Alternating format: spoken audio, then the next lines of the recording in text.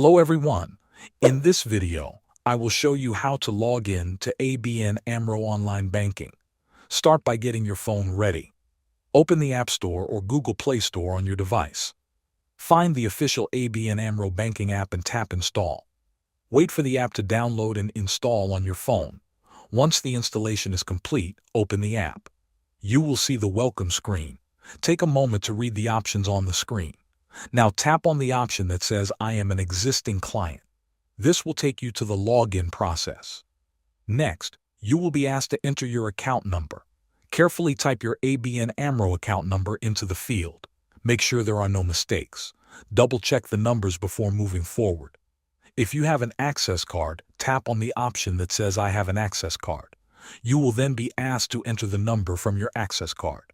Follow the instructions on the screen and enter the required details. If you prefer another method, you can also log in by scanning a QR code.